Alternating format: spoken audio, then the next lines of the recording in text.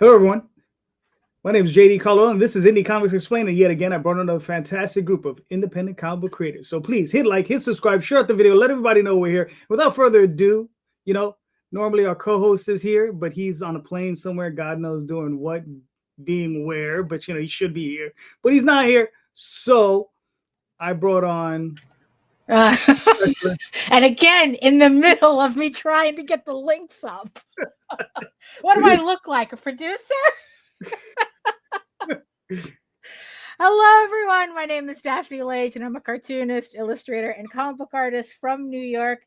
I have been making comics with this guy since 1992, and I'm known for our fantasy adventure, Tall Tales, and my medieval fantasy drama, Eagle Raven, Heir of the First Unicorn, which returns to Kickstarter on April 14th. And yeah, let the shenanigans commence. Let the shenanigans commence. and sitting in the Coco seat, it's Mr. Ray. Mr. Ray Jameson. I was contemplating holding my finger up my nose when you brought me on to kind of outdo you there, Daph, but here we are. Writer, creator of the Madcaps. We have issue 2 running as we speak for all of the month of April. Issue 1 and 2 available with lots of other cool add-ons, and always a pleasure to be on here, JD. All right, thank you for being the Coco. So yeah, and we have Zach. What's up, Zach? Please introduce yourself. My name's Zac Atkinson. I'm a co-creator of a book called Omega 11, which I'm the artist and colorist on, and I've worked for mostly DC as a colorist and IDW on like Young Justice and some Vertigo books and Transformers and a bunch of others. Very cool. Very nice, very nice. So I'm gonna bring in your partner. Get sit next to you. What's up, James? Please introduce yourself. So I'm James Aquilone. I'm the co-creator of the Omega 11, and I also write a prose novel series called Dead Jack Zombie Detective. I'm also the owner of Montrose Books, and we do Kolchak comics and books and stuff. And I also am the editor of anthologies called Classic Monsters Unleashed, Shakespeare Unleashed, and a bunch of other things. And I'm also the managing editor of Weird Tales magazine. All right, very nice, very nice. And we have on John. Please introduce yourself. Hey guys, I'm John Kratky. I'm an author. I publish all my stuff under Coffee Time Comics. Right now, the campaign going for The Long Death. Mostly what I do is crime comics and horror comics. Absolutely love that stuff, so that's what I write. All right, cool. And last but certainly not least, Sean. How you doing, brother? Good. Thanks for having me. Sean Forney, co-creator of Scarlet Huntress. We currently have a campaign running for Scarlet Huntress meets Mothman. It ends April 24th. I've been drawing and coloring various comic books for like 20-some years now. Most recently, most people are going to be familiar with all the work I do with Marat Michaels on all the Counterpoint titles like Do You Poo and Tiggenverse and things like that. Also been working off and on with Coffin Comics, and that's my dog knocking on the door. Done some Lady Death stuff and whatnot in the last couple years, and various other things over the last 2 decades, basically. All right, cool. That's all right. Daphne has a parrot in her office, so yeah. If you hear any like really obnoxious noise, hopefully he'll stay quiet now. A little bark, but yeah. I imagine the parrot will quote you, Daph, saying like stuff you like when you're cursing out JD. Actually, no. He likes more really obnoxious, as if that would be obnoxious enough. No, there's a particular garbage truck sound that he does that he's been on a roll with that it's been driving me nuts. It's like a Kurt Vonnegut novel in this office. Nevermore. That's great. All right. So, I think everybody saw the show question, so I'll just ask it. Tariffs and comics, is your business going to be affected? Right? So, tariffs are going on. It's crazy. There's nothing we can do. All we can do is adapt. right? So that's the whole thing with it. So we're gonna start with Sean. You're in the hot seat, so sir, do you think this is gonna affect your business in any way?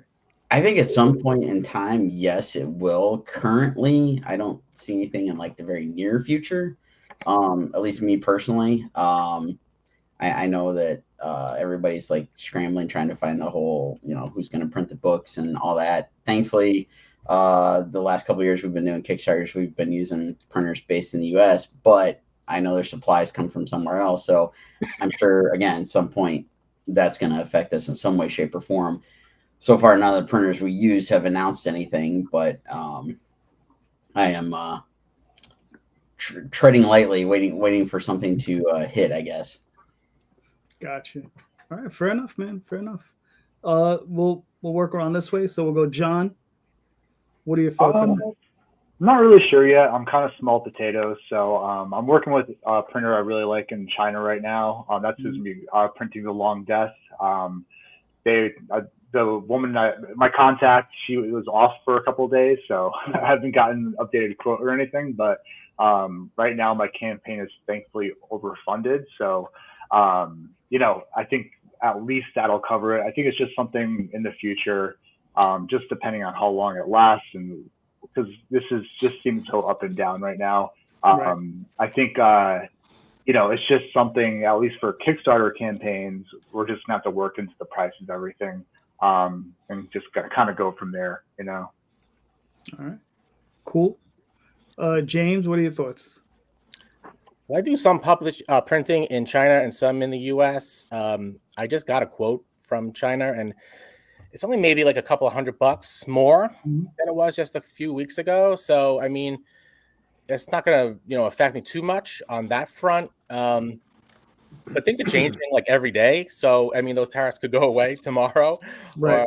So I don't know. I mean, I just talked to a company that I have a licensing deal with, and we were supposed to do a Kickstarter for a non-comic book project, and I know they do a lot of their production in China, and they said that their costs are going to go up about 50% now. So they're kind of scrambling. So I don't know if that deal is going to go away, but yeah, but if you're producing that type of stuff like toys or other types of things, I think it will hit you a lot worse, because you can find other places to print your comic, but other people won't have that benefit. Yeah, but toy manufacturer is going to get hit hard. Yeah. Zach, what are your thoughts? The logistics of it, I'm not sure about. I think it does inspire fears of a recession, like with the stock market kind of crashing a little bit, and I think that hurts sales. I think in the short term, at least, you can see it in like Comic Cons and stuff. I know buddies just are coming back from a Comic Con they were just at, and they didn't do very good. But but sometimes, if those, comic books can do well just for the escapism, the entertainment in general, people are looking for, if there is any kind of recession or downturn, people look for escapism in general as a distraction. That's True. something I always think about. Yeah. I mean, yeah. That's the one thing people need escapism during these times. Oof. But hopefully it'll work out. Ray, what are your thoughts? Well, I'm a little in the same boat as John. This is my first time on the creative side of a comic, issue 2 of this miniseries. And I've been very fortunate that I have a publisher in New York. Shout out to Phil Russert, Philbo Publishing.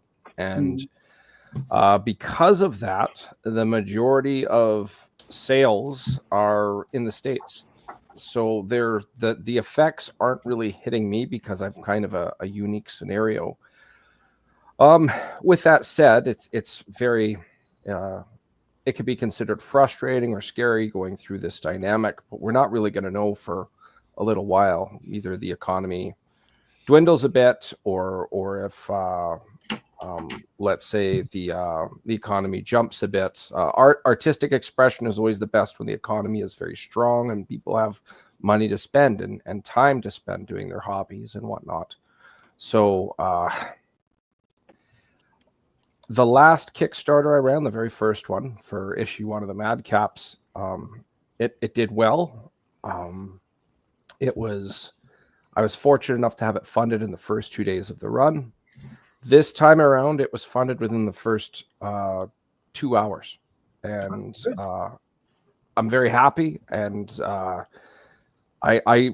it's too early for me to assess if tariffs are going to affect me personally. But so far, I've been doing well. But again, I don't know if it's just because I'm a little more established and people are looking forward to this second issue, or what. But it's obviously a very sobering thing, of course, to consider, but it is the reality. And like you said, JD, how do we adapt and move forward? And me personally, one thing I've done different this time around is I've tried to appeal to very specific niches that overlap onto my book. So mine's a fantasy book. So of course I've gone into fantasy groups, tabletop RPG groups for sure. There's zombies in it. So I've been leaning towards the horror groups and appealing accordingly, trying to diversify the market of people that would be interested in such a thing.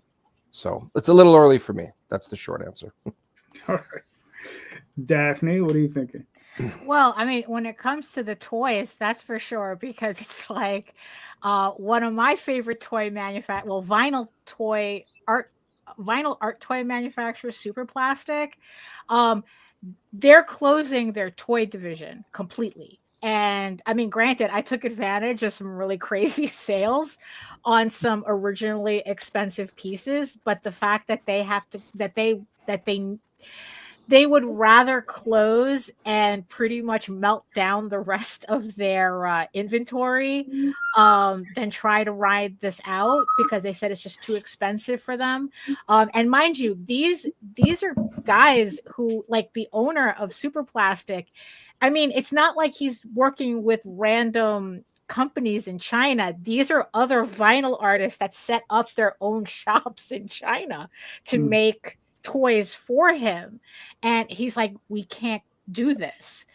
And I've been seeing a lot of like other like small publishers, kind of like and small like clothing designers, and they're all saying the same thing. There was like a tabletop guy, Steve Jackson Games put out a press release saying that they're not sure how they're going to move forward, because every time they try to they already tried looking at at American manufacturing, and the problem is that a majority of the components that they need aren't made.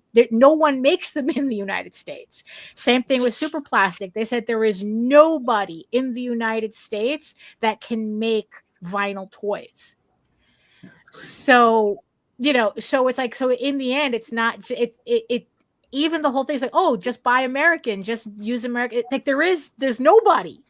And he says that even the companies that he could find for the components that he had could make in the United States, they're already years out. They already have a waiting list that's years out to get stuff done. So I mean, granted, I mean, it's like we don't print anything in China, although, yeah, I know that you've talked about doing that. I mean, but things are so unstable. Like nobody can say whether it's just going to be 10% or it's going to be 54%. Like you don't know until you get that bill. Because I've been seeing various numbers from all these different creators. I mean, there's just not one consistent. So even though, like, for the most part, we print in the United States, yeah, the paper that they're using doesn't come from the United States, so where it's like, it might not be now, but we're definitely going to see we're going to get hit with this no matter what, whether we just keep our work in the United States or we're all going to feel this. It's just a matter of when. Some people are just feeling it sooner than others. Yeah, I mean, just mentioning the papers, you got to remember most of the stuff, POD stuff that we do, digital presses, and all those digital presses, I'm pretty sure that most of the components are coming from overseas, whether it's from Japan, China, Korea, you name it, they're coming from all over the place. And those components, I've worked on a lot of digital presses, and they wear out.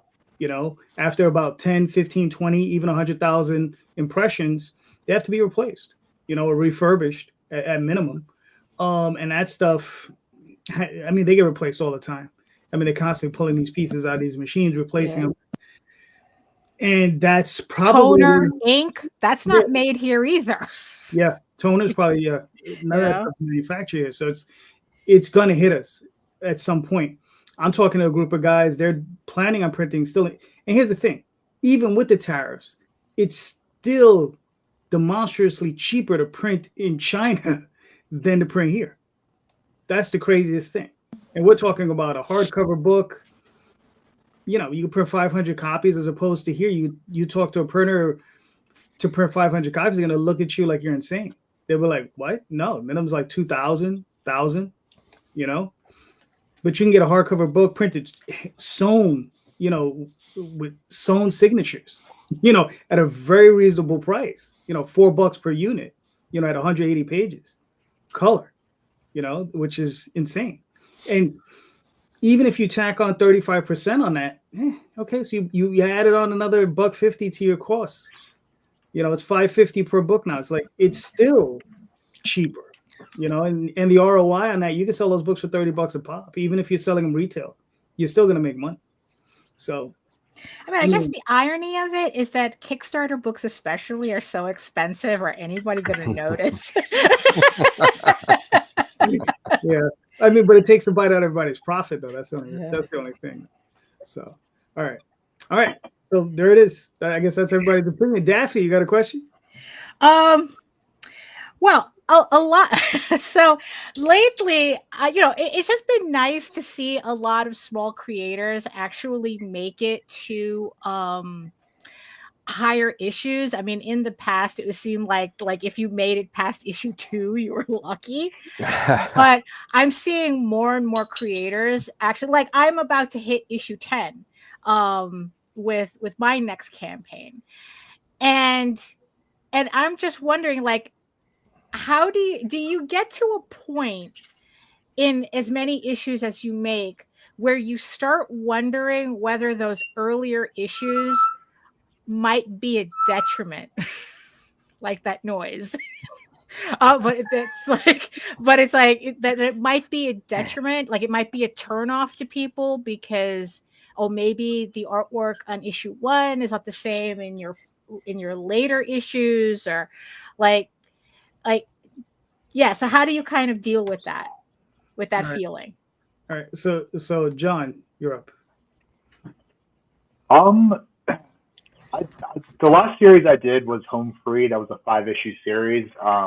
Was done over a 2.5-year period. But Michelle, the artist on it, her art didn't really, her style, her skill didn't really change that much. I mean, it was pretty consistent, so it was nothing I worried about on that particular series. But my ultimate dream project that I want to do in the future, when I just kind of keep building things as I go, it's probably going to be like 10 to 15 issues. So, just depending on who I work with on that, it would be something because that's going to be a stretch of time. I mean, there's no way I can put that out in a couple of years. But I guess,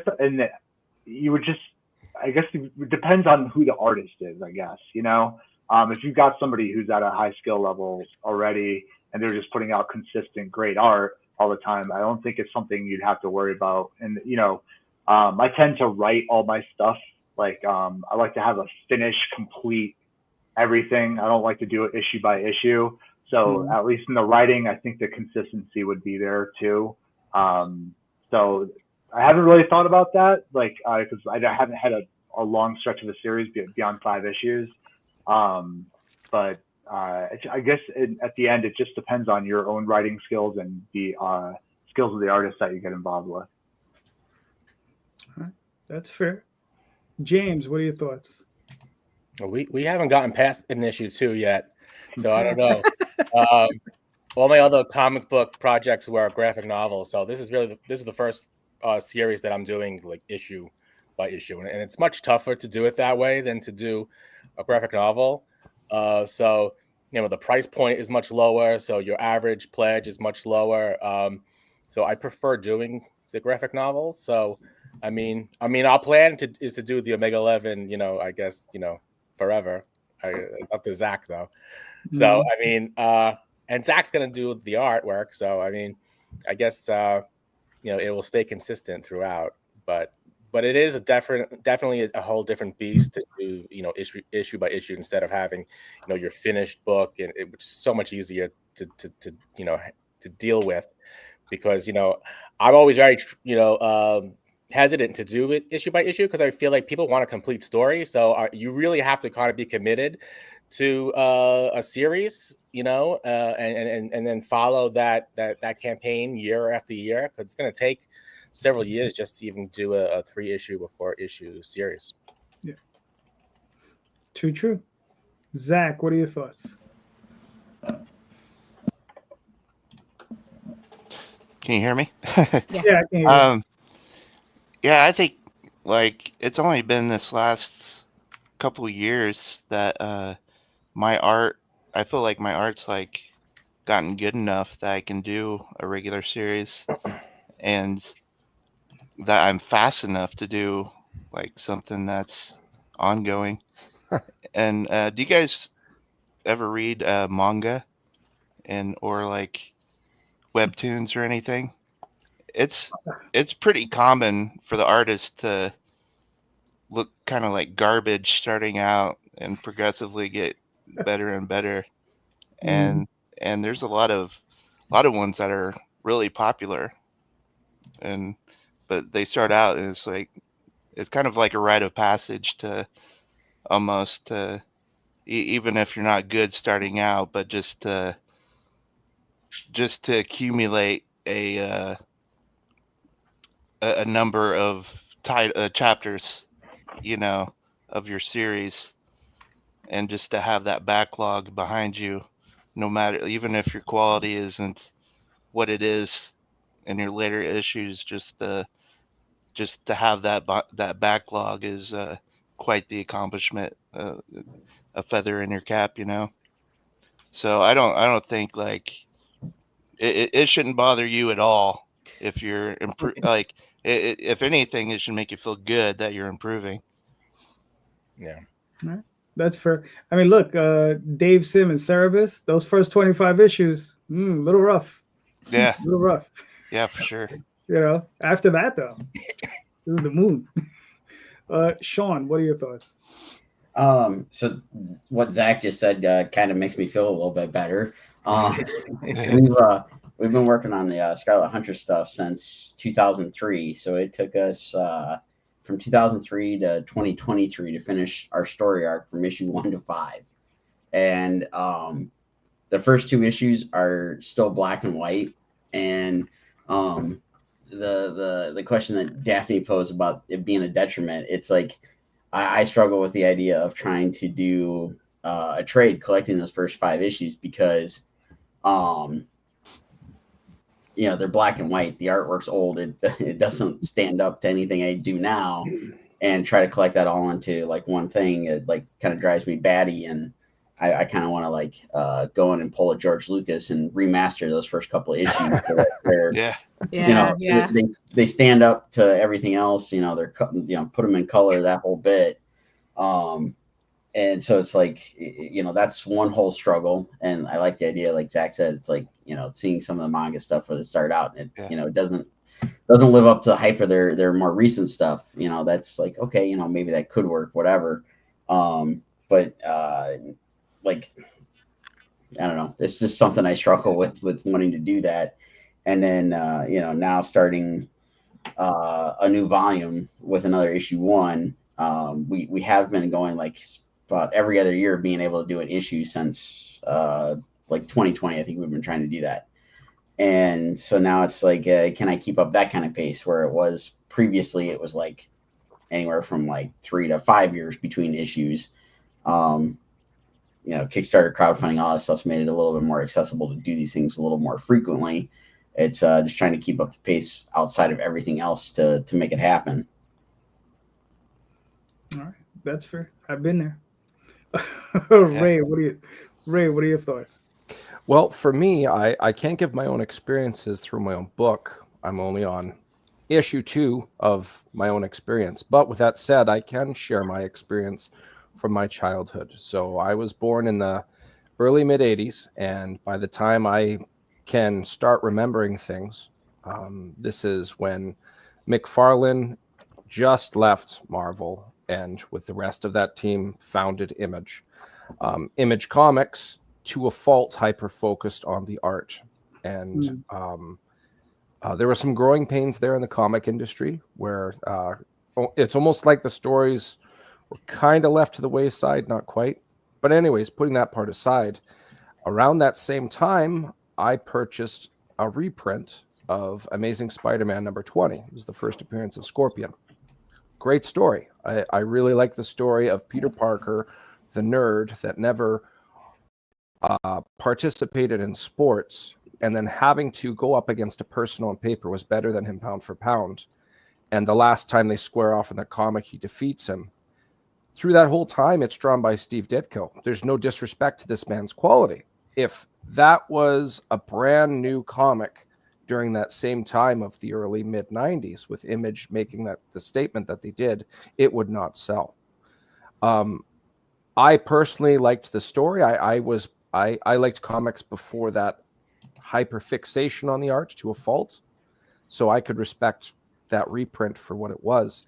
In my opinion, if you've got older comics that you feel do not hold up compared to where you are now, like you said, Zach, there is a rite of passage there. But more importantly, if you put that in a trade paperback, as far as I'm concerned, the way that should be sold, the angle is see the humble beginnings of where this great story eventually came to be. And like you said, you get to see all the progress and see how everything played out. I don't think it is something to be embarrassed, but actually like embraced. Like, you came from that. Wow, that's amazing. Yeah. Watch the first episode of The Simpsons. Yes. Yeah. The first season. Yes. Yeah. That's a great example. The really good stories in that, but yeah, the animation is definitely not on par. That's for sure. Even the voices and everything, everybody sounds different when you get to those later seasons. Yes. Yeah, they're just feeling themselves out. Yeah. All right, cool. For myself, so I do the Oswald Chronicles, and I've been working with that particular artist, Dave Gonzalez, for like, I don't know, I think it's better part of 14 years now. And we're probably 15 to, I don't even know, I have to count, but I know it's over 1,500 pages, right? And seeing her earlier stuff in comparison to now, there is a difference, and the difference is sometimes startling, especially in those first few issues. But I don't think it's fair to even consider. There was only one story I had to redraw. And the only reason that is because it was the very first comic.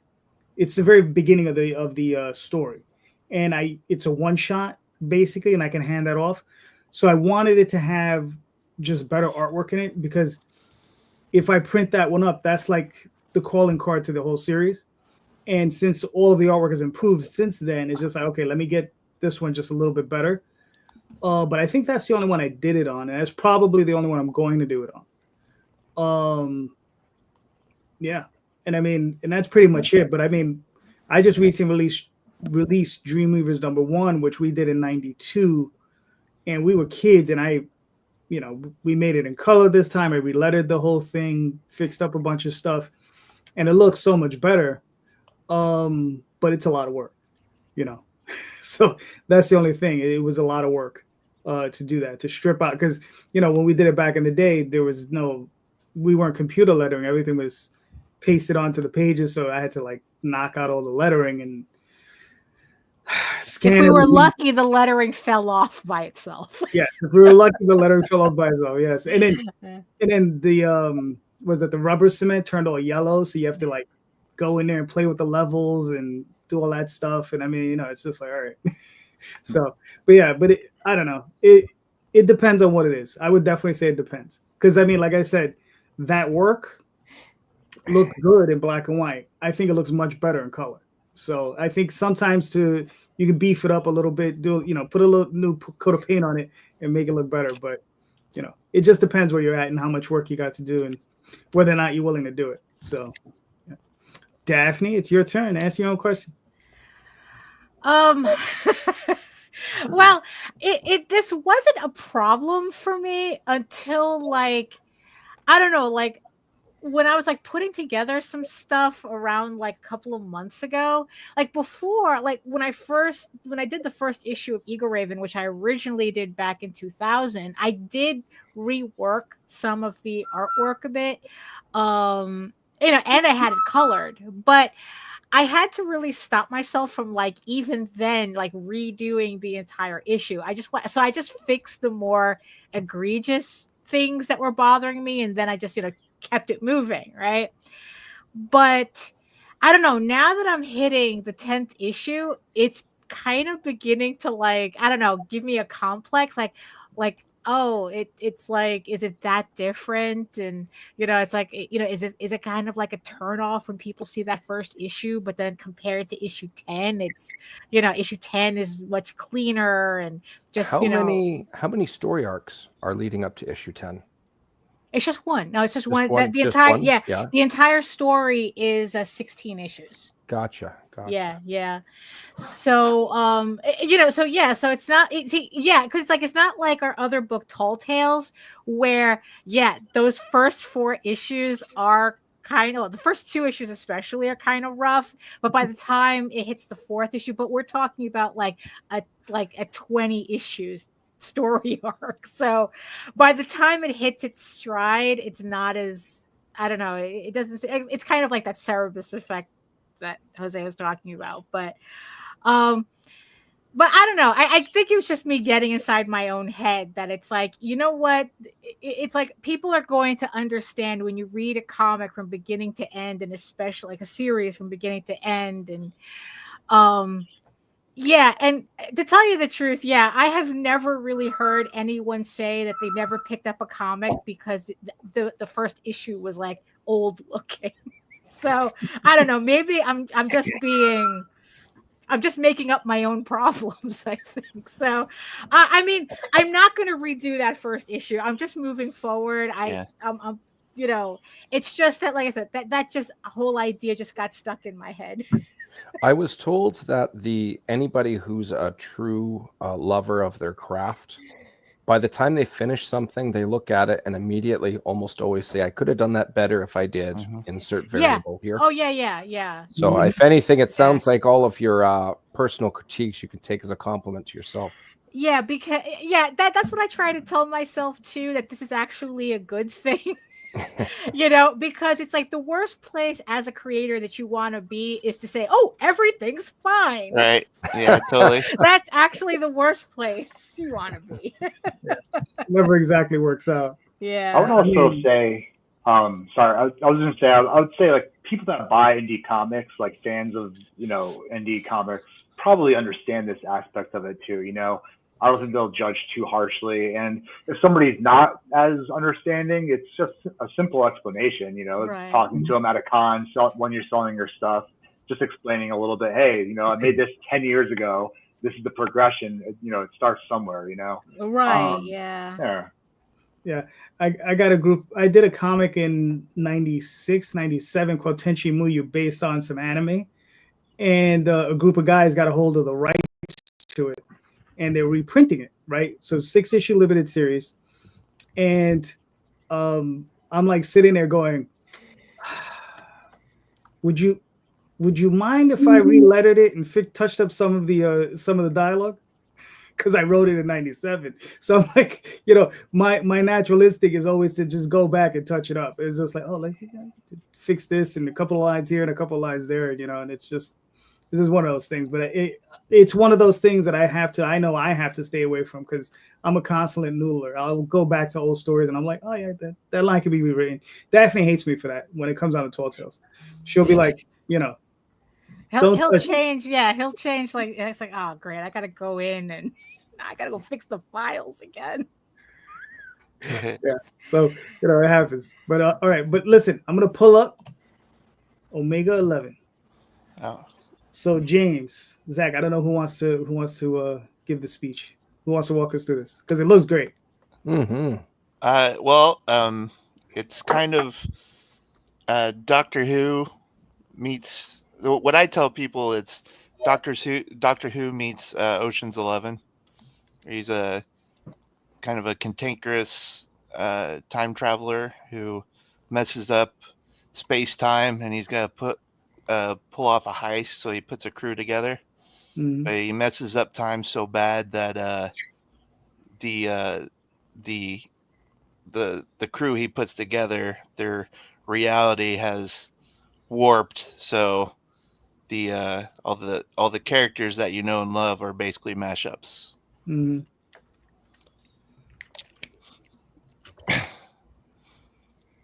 So you got like Orlok Holmes instead of just Sherlock Holmes or Dracula, and you have That's cool.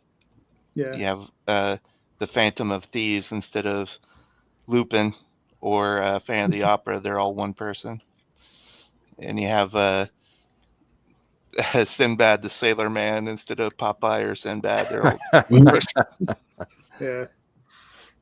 And I think James's favorite's Moriarty Mouse. Yeah. Mm-hmm. That's hilarious. So Zach, all of the covers yours? Or The 3 of the covers are mine, and Okay. we got 2 variants. Or actually, 4 of the covers are mine, Mm-hmm. and we got 2 variants. The variant covers are Larry Tucson and Evie Quintana. Very nice. So okay, so is this for the second issue? You have both issues available Yeah. on the series? Okay. And then what are we looking at as far as is this like a 4-issue limited series, 6-issue limited series? What are you guys looking It'll at? probably be 4.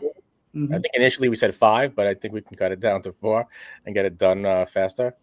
So Cool. Very nice. I mean, and what are we looking at as far as page count? 24 page, 32 page, 48?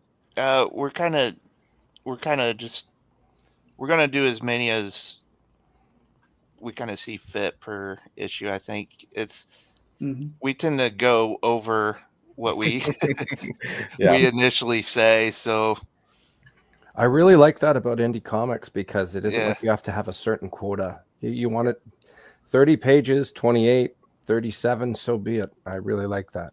yeah, the first issue was supposed to be, I think, 22 pages, and we ended up with 31 pages. yeah, Right on. Yeah, I figure most issues will probably be around 30 pages. Okay. That's cool. we got a lot of stuff into this one though. Yeah, so who knows? I mean, it might end up being like a 200-page book by the end, because it always goes over. It's always bigger than you think. Right. I mean, it looks awesome though, man. I mean, The presentation's beautiful. yeah. Well put together. Yep. Both of you guys did a great job. Oh, thanks. Thank you. You know.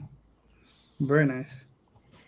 All right, cool. So I mean, you know, what do we got left here? So you got 10 days left. You've blown by your goal by, 700%. You're good. So yeah, nice. I mean, hopefully, we can get you a few more backers, and another 10 days. You guys are killing it. So it's great. Yeah. So let me ask you guys a question.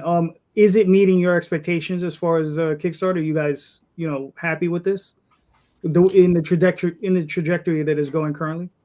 Yeah, I think so, because it's a second issue, so I thought it would do much worse than the first one, but we're actually a little bit ahead of where the first one was right now. So We're in really good shape, I think. But because I know that like the second issue is usually maybe you can expect half of what we did on the first one. Right. So the first one we did 12,000, Mhm.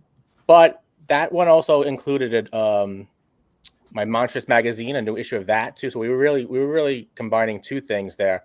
So I'm really happy about where we are because we're just focusing on the comic this time, and we really went kind of basic on this one because the first one we did press, we did a lot of advertising and stuff, and we spent a lot of money that we shouldn't have.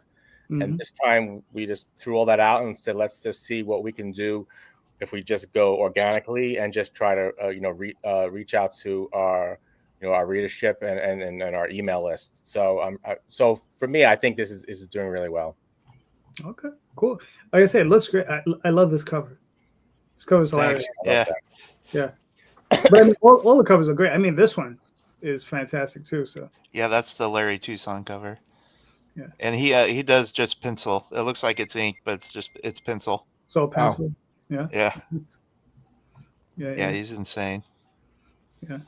But like I said, all the covers look great, man. I mean, you guys did a fantastic job. So like I said, you guys got 10 days left. So everyone, go check it out, man. Go back it. Very nice. Thank you. Okay. Let's see who's the next.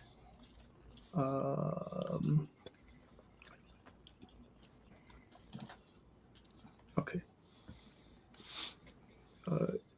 John, this is yours. Do you want me to play this video? Yeah, it's short. It's just like a little trailer I made for it. Okay. So we'll play it.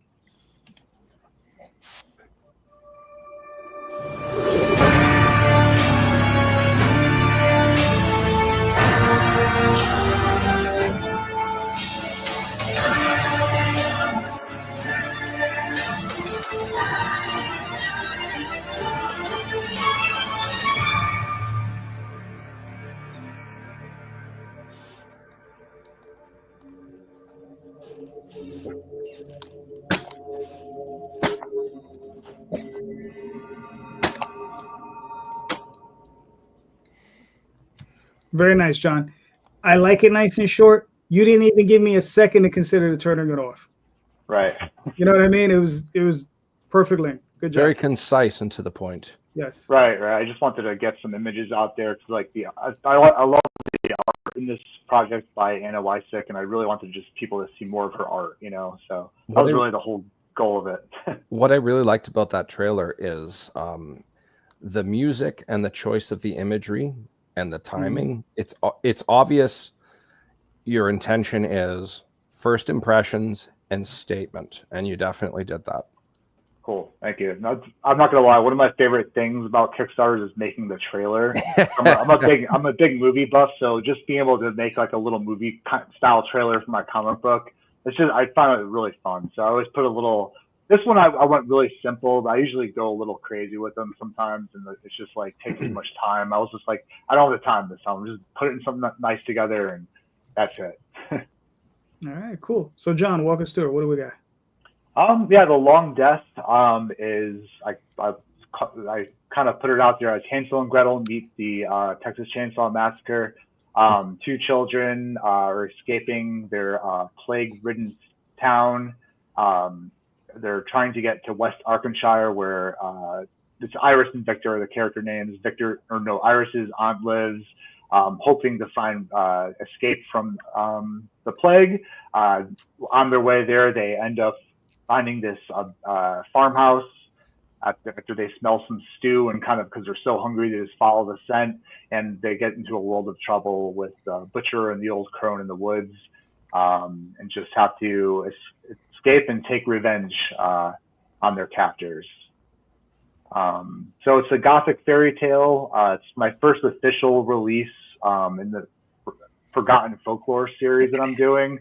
They're all going to be kind of like gothic fairy tales, or just taking place like in an older time, like a Hammer horror film, like a time period that would take place in.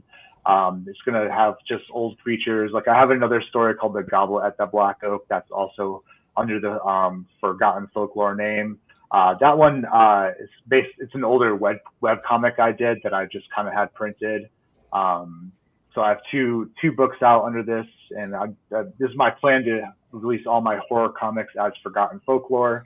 This is just the style that I write in with my horror. It all takes place in older times, more gothic horror style, folk horror style, and so this is like the first big release for it. Excited to kind of do more. I'm happy this one's a success so far, so I can keep on doing this.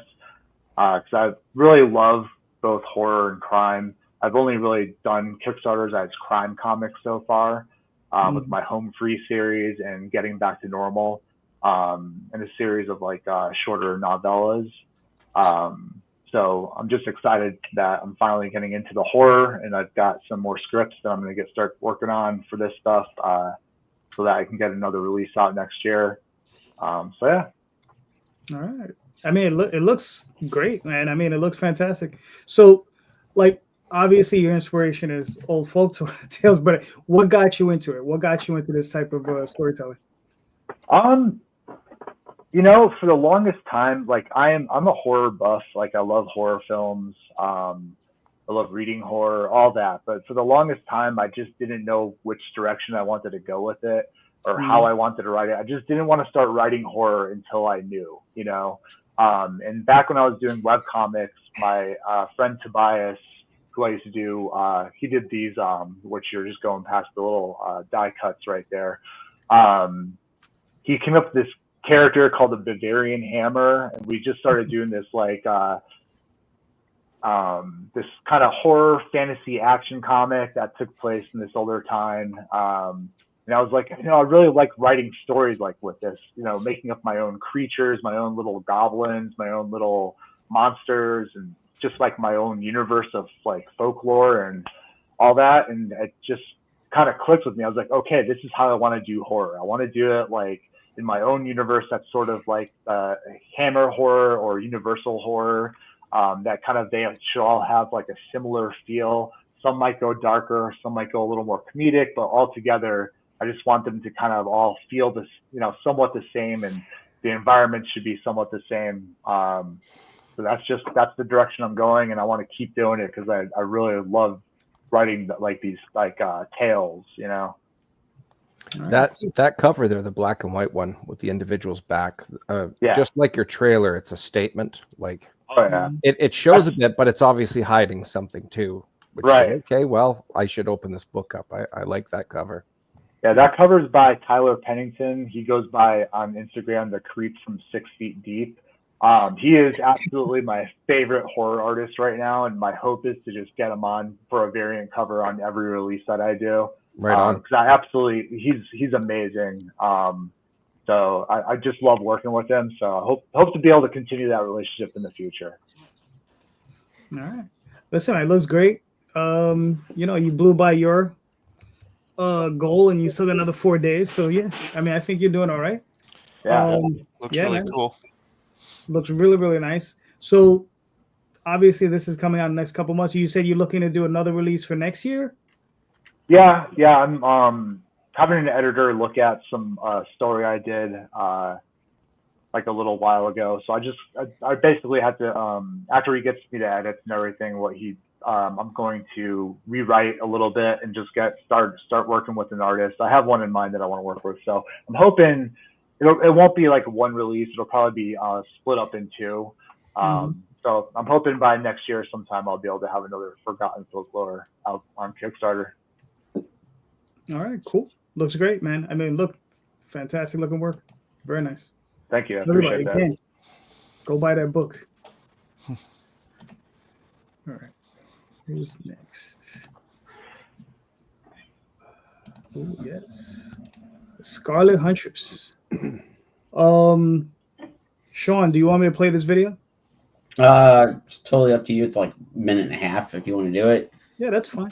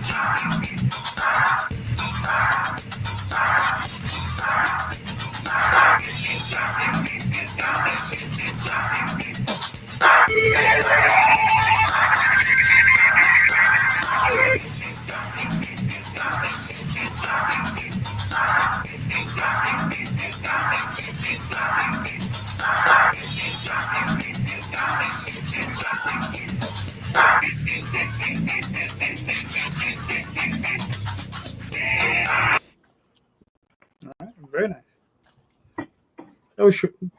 A minute is good. Trust me. Yeah. Yeah. A minute is good. All right. So Sean, walk us through it. What are we looking at? So this, like I mentioned earlier, this is going to be volume 2, issue 1. It's Scarlet Huntress meets Mothman. Each issue is going to be a different cryptid. We're planning, I think 5 issues is what we've mapped out. Scarlet is a modern day descendant of Little Red Riding Hood, and the first 5 issues that we did, she hunts down her mother's killer, which ends up being a werewolf and a whole clan of werewolves. And she finds out that, and spoilers here, she finds out that he wasn't like the overall boss of all the werewolves. And so this is going to continue that story of her trying to find the new big bad werewolf, basically. And along the way, she's going to run into a different cryptid in each story. This one, Mothman, is just going to kind of have like a little run-in, team up. They go on a kind of an adventure in West Virginia. And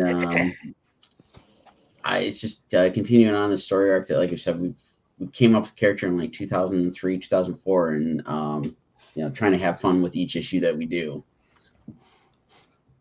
Yeah, I mean, it looks awesome. So I see. So you're the artist, and you're working with a writer. Yeah, my wife writes everything. Okay. We came up with the character. We developed everything over the phone when we first came up with it. We were, I think we were both just out of college at the time, and I had the opportunity to do something for an anthology, and that's where we came up with the character, and we've just been building on it ever since. All right, cool. Very nice. Now, how do you find that dynamic? Like how do you guys work it out? Do you guys work out does she work out a full script for you? Do you guys just, how do you guys work that out? A lot of times we will like throw ideas back and forth, usually on car rides to conventions. So like this one in particular, it was like, okay, we knew we wanted to start this new story arc. So I had like a bunch of notes I jotted down, and we sat down for an evening and just kind of came up with the idea of where the story was going to go, how we wanted to start it. I basically just come up with like a loose outline of what I see, and then we kind of go back and forth, get a nice tight outline built, and then she'll go through and do like the full script from there. And then we kind of go through and review it. Like my thing is like, I've got an app that will read the script to me while I'm working, so I can like listen to like the dialogue, things like that, of like, okay, maybe we can go in and tweak these little bits, whatever. Get a couple of our friends that are also creators to, go through and do a pass of the script to be like, okay, what do we need to tweak here? And then I go to town on trying to get the artwork done for it. All right, cool. Now, how long does it roughly, more or less, take you to do an issue? Usually, if I can get a good like groove going in it, usually it takes me probably about, I want to say about 6 months, like off and on in between other projects. Right. Like this one, I did the first 16 pages of this. I penciled, inked, and colored it from January to June of last year. And then I am currently adding on 8 more pages to the story to add kind of like, there's like almost 3 storylines going on in the book. So I'm adding basically the villain's perspective in the 8 pages I'm working on wrapping up for this. Okay, cool. I mean, listen, your artwork's incredible. I mean, looks really good. Looks like a lot of fun. Thank you. Yeah. So, all right. So, well, you already said you're looking at 5 issues. It's very nice. Thank you. Yeah. So, after the 5 issues, are you looking to continue the series? Like, are you gonna keep going? Probably. I anticipate those 5 issues are probably going to take a good chunk of time over the next few years to get done and go through the whole crowdfunding, or however we end up doing it as we progress through it. I've also got a couple other ideas in mind for some stuff that I would love to work on, and turn into something, whether it be a comic or short stories, something like that. So it's just it's always one of those things of like which part of like the I don't know, that creative outlet, which part of it's got to come out first before doing the next thing. Gotcha. All right, cool. Listen, it looks great. I mean, you blew by your funding goal. You got another 16 days, so I think you're in great shape. I mean, is this meeting your expectations as far as where you wanted to be? Russ is making some funny jokes in the comments there. It's I guess it's kind of what I anticipated a little bit based on everything that's going on right now. Like everything we talked about at the beginning with like the tariffs and all the other things in the world. I will say like I'm a little bit behind where we've done on the last couple of Kickstarters. The last 3, as far as the Scarlet Huntress Kickstarters have gone, they've progressively gotten bigger each time. Mm-hmm. So I guess I got to wait and see how we finish up these last, a little over 2 weeks to go, see how that plays out. I was anticipating some growth, but, I'm trying to be realistic and take into account, everything else that's going on in the world and how that's going to factor into it. True. Yeah. It's a lot of weirdness. Yeah. A lot of weirdness. And here's the thing. I've found that, sometimes you'll miss a fan now, but they'll come back 2 campaigns later. Yep. Pick up everything else, and they'll be a bigger backer. So there's never, I don't think it's ever a need to worry that much, because you'll get them back at some point. So yeah, man, I mean, listen, it looks great. Thank you. You got 106 backers 16 days ago.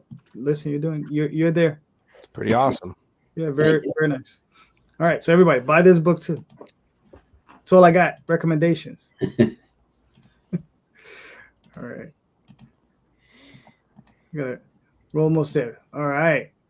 The Madcaps. DM, do you want me to play this video? Yes. It's 50 seconds long, I believe. All right. After Chasgo and myself received a surprise visit from Dunnan and Madrakas, we were able to help the local guards stave off the beginnings of an undead outbreak. I recognize one of the fallen creatures to be an addict to the local drug, Weave. After following a lead, the 4 of us were able to track down a group of bandits transporting the drug. Fortunately, we were able to control the situation, and Dunnan has a gift with aligning perspectives. You get to choose which of my friends here you are going to speak to. If not, I'll pick for you. We had no idea that this was the beginning of a very long night.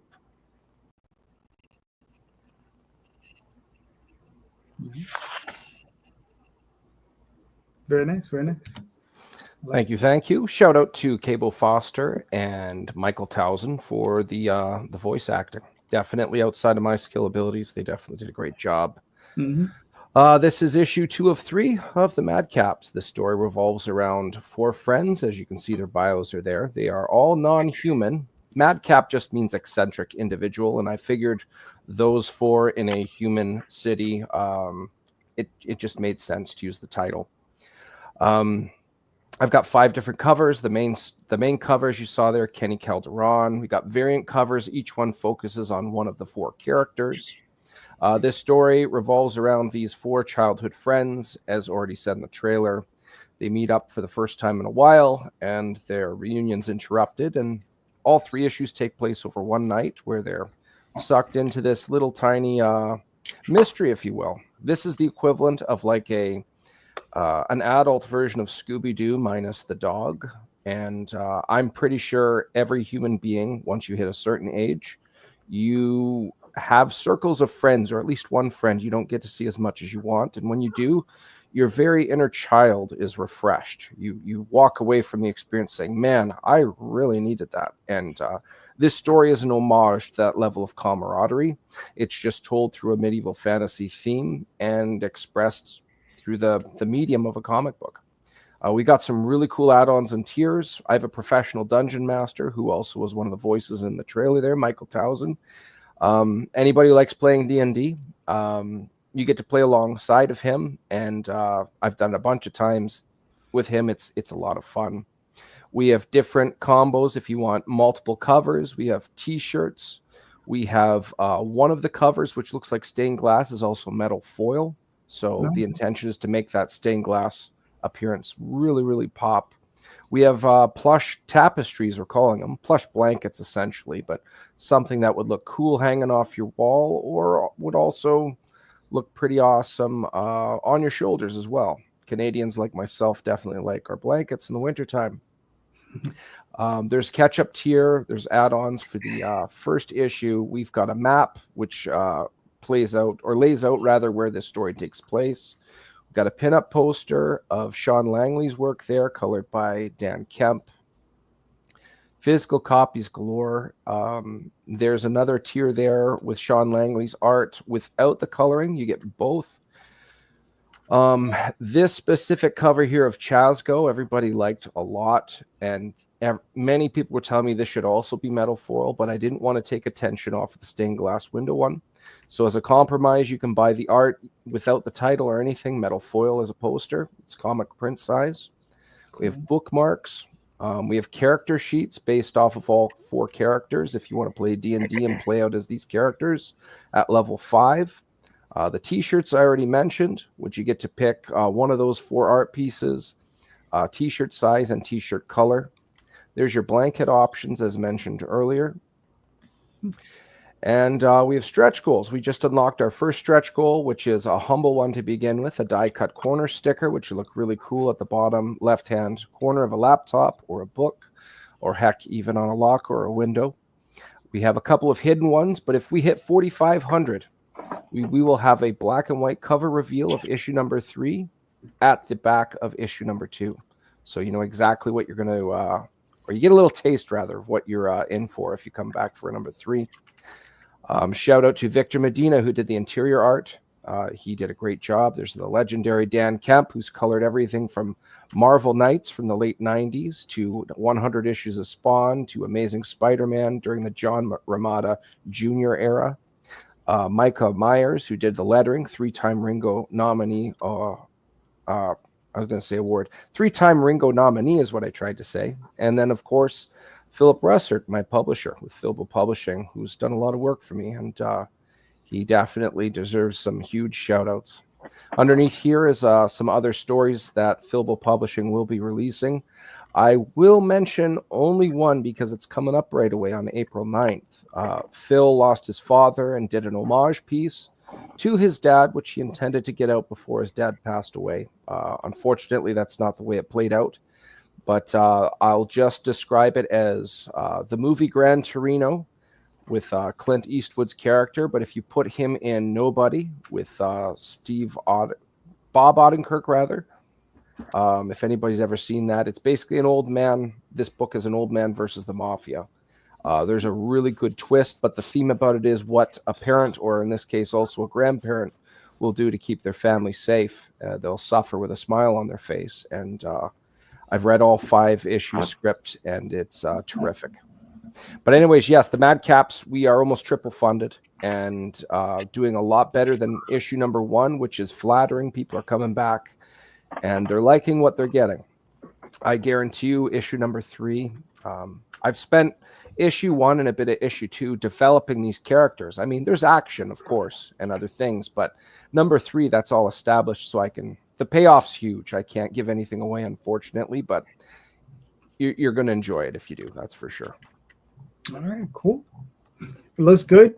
I mean, very nice. Thank you. Great covers. The interiors look good. I read the first issue. That was good. You know, I mean, listen, man, you're well on your way. So you got another... Thank you. Oh, you got 25 days. We got plenty of time. Yeah, we're not even the first week in, and I almost made as much as issue 1's campaign. All right, cool. So good I'm job. very, very flattered. Yeah, very good job. Very nice. All right, and then real quick, I'll put up my campaign, which is got another 10 days left. I got 55 backers. This is the Oswald Chronicles. What My I See, I Cannot Tell, 1 and 2. This is the story of Oswald. He sees a vision of his long-lost wife. She's been gone for a while, and he hasn't, he hasn't seen her, and he's like, what's going on? And he follows her through a portal, and now he's on a Portal adventure with his good buddy, and it reveals a lot about him, his life when he spent in Dream, and just everything he's gone through from becoming just a regular ordinary mouse to becoming a mage. So yeah, so that's what it is. This is some of the artwork by Jade Gonzalez, and it's, as you can see, in black and white with grayscales. So, and we have also a couple of alternative covers by Emmy Hernandez. So that's one of hers. And this is Jade's color, and Emmy's other cover is that one. And there we go. All right, that's enough of that. All right, DM, you're up, sir. Ask a question.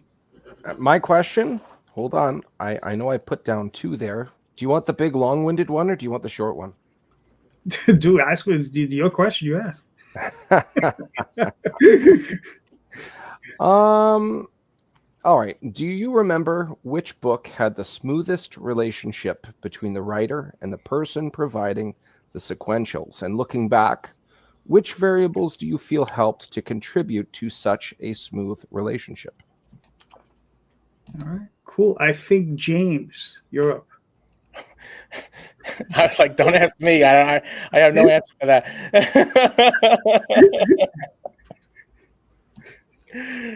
Yeah, I don't know. I can't come up with anything. Sorry. All right. So we'll shift it over to your partner in crime, Zach. What are your thoughts? Oh, we can't hear you. I don't know if you're muted. Like, what book in general? Like in comics or just in general? If you ever had, like, one time you had a script and the sequentials that were provided and it just flowed, like the results you were expecting from the interiors. Oh, me personally? Yes. Oh, okay. The easiest job, not the easiest job, but I really liked working on Billy Batson and the Magic of Shazam with Franco was the writer, Franco Arielli.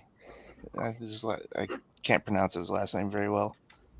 And his writing partner, I can't think of his name right now, but I feel bad for not thinking of it. But Mike Norton did the artwork for it. I was the colorist on it. And looking back, which we were talking about earlier about our old art being crap, I don't know about how much I would like looking at my old color work, but that was a very cool job because I got the DC rates was nice. That was the first time, one of the first jobs I got where I was getting a higher DC rate, even though it was kind of like a cartoony book. So it was easy like a cartoony book, but I was getting like the higher DC rates, like a mainstream rate. Because I do a lot of cartoon books that get the lower rates. And they are all really cool to work with. And Mike Norton, I don't know if you guys know who he is, but he's worked in comics for a long time, but he's extremely fast. Like he'll be done. He's one of the few artists that would be done with and give me like plenty of time to get the book done. And in DC, that was awesome. Usually I only have like a few days to color a book or something, and he would give me like, I would have a month to do something, or so that was probably one of the smoothest jobs that I had. That was that I could brag about, as being part of the big two. That's not like, I mean, the most fulfilling would be like a creator on like what I'm working on right now, because it's my own work that I show people, would be like this Omega 11 book, But as far as just client work that I've worked with, that's probably one of the ones I think of. I was like, oh, I wish I had more jobs like that. All right, cool. Sean, what are your thoughts? Oh, okay. So, like the smoothest project or best where I've worked with somebody. I think probably this issue of the Scarlet Huntress book I think has gone pretty smoothly as far as what we've already accomplished with working on it. It's been one of the quicker turnarounds. But also I think one of the like times I've had a lot of fun, even though there was some like frustrations on it. I got to work with my buddy Rodney Fike on a book called Power Ninja Tunes. It was a parody of Power Rangers, Looney Tunes, Ninja Turtles, like all wrapped into That sounds one. awesome. And it was fun. We got to work together on it. And he, like, it was one of these things where it was like it was a parody book, and everything was kind of like goofy with the slapstick comedy of Looney Tunes, but Rodney's script was like it was fantastic. He wrote stuff that I kept giving the compliment. It was almost too good for what the actual project was, and it was again it was fun because we got to work together. He wrote it, I penciled it, he inked it, I colored it. So we did like that trade off back and forth throughout the entire process. So yeah, I think that, like I said, this most recent book that my wife and I've done, and that one are probably my two top picks of like where everything's kind of meshed together the right way. All right, cool. John. Yeah, the person I work with the most is Michelle Lodge.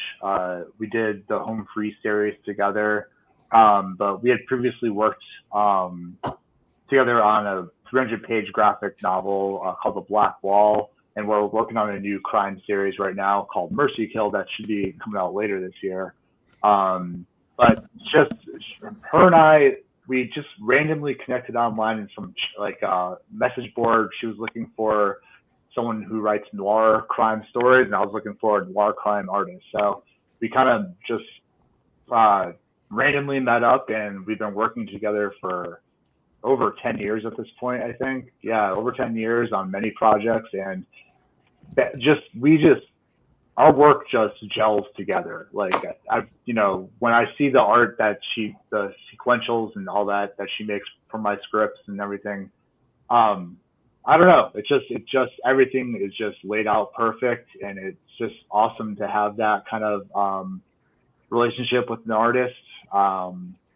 I plan to just keep on making crime comics with her. I think she feels the same way, just series after series. So I just hope we kind of have this long-standing partnership because I don't know, just with the way she draws her characters and the way her characters emote is just what I'm feeling when I'm writing those scripts. So anything I do with Michelle, it's just going to come out exactly how I have it in my head, Very nice, cool. James, you want to give it a shot again, or are you good? I think I misunderstood the question. No product ever goes smoothly. Right.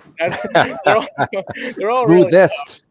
Yeah, and I've done a Yeah. lot of graphic novels with multiple authors and artists, and they are tough, man. I'm trying to fulfill an anthology right now, and I have some artists who are just not turning in any work. So so it's usually tough. But I have to say, like, the Omega 11 has been probably the most satisfying because with me and Zac, it's like a real collaboration. Because initially the idea was Zac's. So Zac came to me with this idea, and I said, that sounds awesome. Let's do it. So we're usually up at like 4 or 5 in the morning. Go, hey, what about this character or that character? And then, then like the next day, Zac will draw it. So that's like, for a writer, like that's the best relationship you can ask for, is when the artist is in on it just as much as you are. And so that's really awesome. And it's a lot of fun. And even though we're only up to book 2, we're still like, creating the story, and we're still adding characters. So it's really fun to be doing the story kind of as we go. Because if I finished it like 3 years ago and then Zac was just churning out pages, it wouldn't feel as like, like we're creating this as we go along. So that this has probably been. I mean, it's still not smooth, you know, because it's still there's so much Relatively going speaking. on Yeah. and stuff. But it's certainly the most satisfying. All right, that's fair. That's fair. Daphne, what are your thoughts? Not much, because the only person I've ever collaborated with is you. It's like you give me the script, I do the artwork. You're like, okay, I never get what I want, but I'll take it, and then we just move on to the next issue. That's it. Yeah, fair enough. Fair enough. Yeah. You know, it's funny. I've told Daphne this because I work with multiple artists. Daphne is one of them, but I usually exclude her from all these questions because she's always number one. So it's never fair, right? So the next person on the list would be Jade. And it's funny because at this point, like, I hand her scripts. She doesn't even send me layouts. She just sends me pages. That's how long we work with one another. And I think in all the years that I've worked with her, I can probably count on one hand how many times I had to ask her to make a change. You know, I could maybe 4 times. You know, and they were little things. They were like, "Oh, you forgot to put this in," or "You forgot to put this in," and that's about it. So I got very lucky with her. And what Daphne says is true, because I tend to write my scripts, and obviously I have a vision in my head for them. And I don't know about the rest of you guys. You know, you have that thing that you see here, and it's just like, you know, I get something back, and it's incredible. It's fantastic. It's beautiful, and sometimes it's better than what I put on the page. But it's never exactly what I wanted on the page. But you know, it's one of those things. And I learned a long time ago that's the part of the collaborative process. You understand? You have to look at it, and you have to say, okay, this is still wonderful. You know, let's keep pushing forward. You know, because you know, I refuse to write I write my scripts where I give scene description, dialogue, facial expressions, because those are important to me, mood, that sort of thing. But I let the artists choose all the angles and how they present it, how they break down the pages. I let them do all that stuff. The page turns, I let them do all those things. I mean, mind you, it's not like it makes the process easier. Right. No, I imagine it wouldn't. But I would imagine if I sat down and I was like, oh, 3/4 worm's eye. I mean, yes, that would be just as obnoxious, but it's not like just the way you do it makes it easier either. Right. You know, because it's like, you know, it's kind of like the Two Tall Tales scripts, where it's like, I realize that it's like, he has me drawing the Battle of Helm's Deep in this shit. He doesn't say it specifically, but I can infer it from the scenes that it's like, oh no.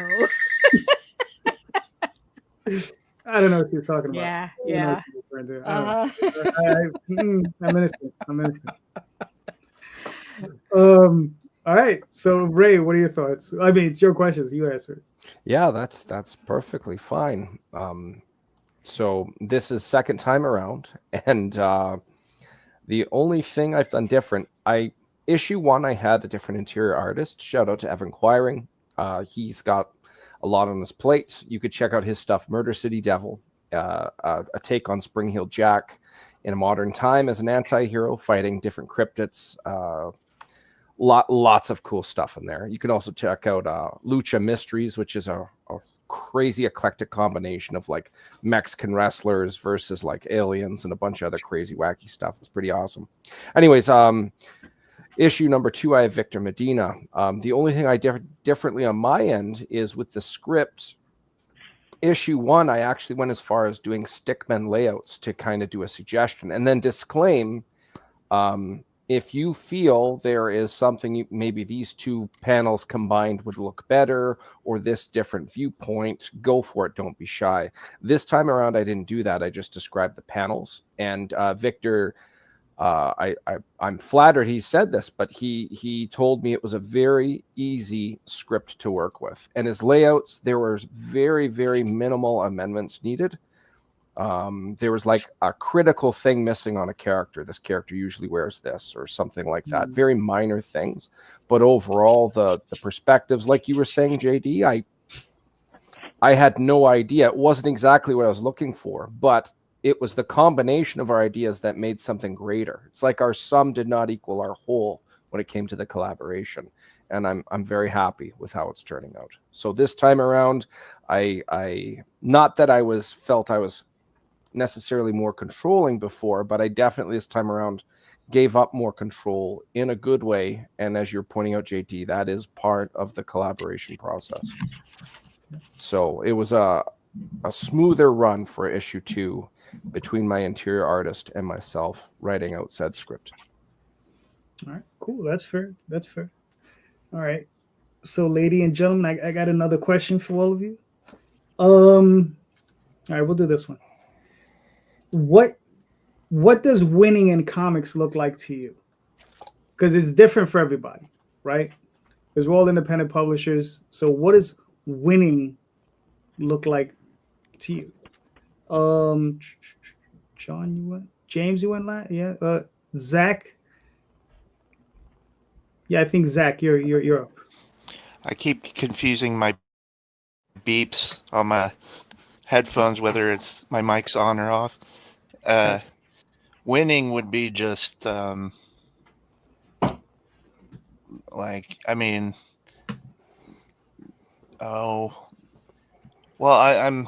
sustaining myself. So, I mean, I've made a career out of it, but I wouldn't really call that winning necessarily. I guess sustaining myself better would be winning. No, it would be not relying on client work. It would be doing making decent money, doing my creator-owned projects would be winning. All right. And not doing anything else essentially, and not being too reliant on even commissions. You know? Because a lot of people are like, yeah, you know, they do their creator owned, but they're still, you know, killing themselves with the Comic Cons and doing the commissions and stuff. And that's still super cool. But like, and that's still, you know, winning. But like, if I'm more in my head than that. So I want to spend my days thinking up ideas and working on my own stuff. I don't want to. I'm not the type who wants to sit and draw Superman or Batman all day. You know, as I mean that. I'm not saying that's not a cool job, but that's, I kind of just want to make my own thing, and if I can make a living doing that, then that would be winning. All right, that's fair. Sean, what are your thoughts? Very much in line with what Zach just said. You know, if I were able to do my own thing, you know, that'd be the full time. You know, not having to worry about running around doing a ton of conventions and commissions and all that on top of it, and having some sort of like social life, having some free time. Right. I've gotten better over the years, but I think I could improve that one way, shape, or form. And before I forget to do it, I got to shout out to Russ in the comments where he said Terry Sala and All Out Boo. That was another project that I worked on that went together real smooth. Russ played the editor on that. But yeah, I mean, you know, still having the opportunities to do stuff with like that book in particular, with getting to work with friends and, you know, have fun on projects and not worry at the end of the day of like, oh, is this paying enough where I've got to, you know, take on, you know, 4 other gigs to, you know, pay the mortgage or whatever.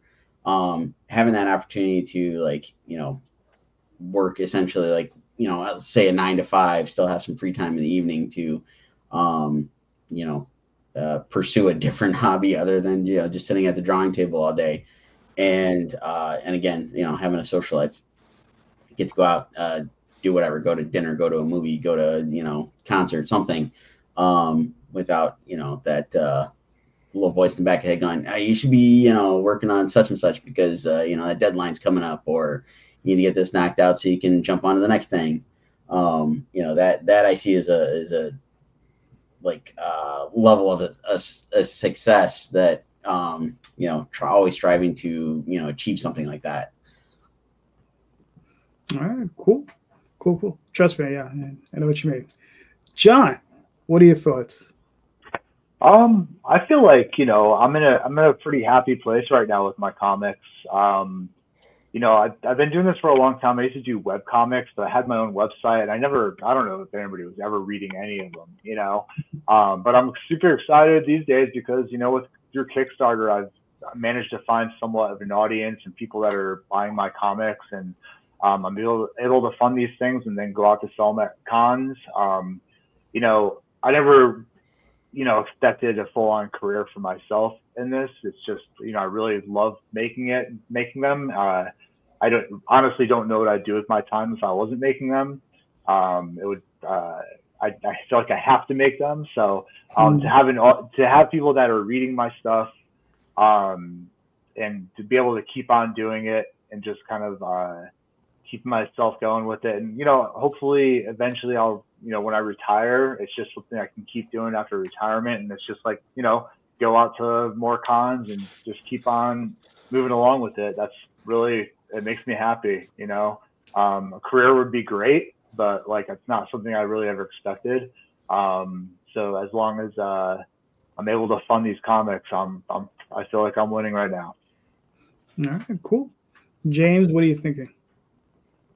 I think just having the book published and getting to hold it in my hand, Uh-huh. that I'm winning, because I wanted to be in comics until I was probably like 5 years old, and I'm much older than that now, and I'm finally getting to do that.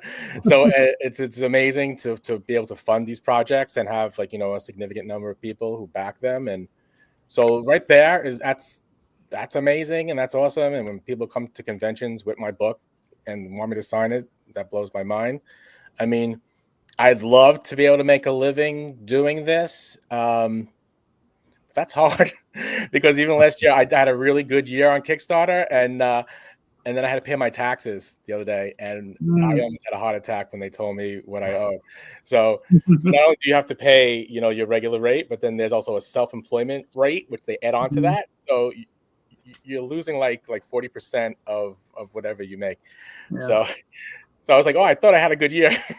Now I'm like, I hope I have enough money to finish out my other projects. So while I would love to make a living doing it, that is such a Herculean task, because even making hundreds of thousands of dollars on Kickstarter doesn't even guarantee that you can eke out a living from that. So I don't know. So just having that book in my hand, that's a win. Anything beyond that, it's gravy. I got you, man. I got you. That's rough. Yeah. What is that? Talk to your accountant, Make sure, because I got a friend and I was talking to him. He's like, yeah, my accountant is urging me to spend more money. Yeah, I said you need more expenses because that's one of the tricks with the Kickstarters, because you're doing it so well in advance. Right. And if you have a Kickstarter like the end of the year, and if it does really well, you don't have the time to start spending all that money. So then you're going to get hit with the taxes, even though you have expenses now in the next year. So Kickstarters can actually cause a lot of problems tax-wise.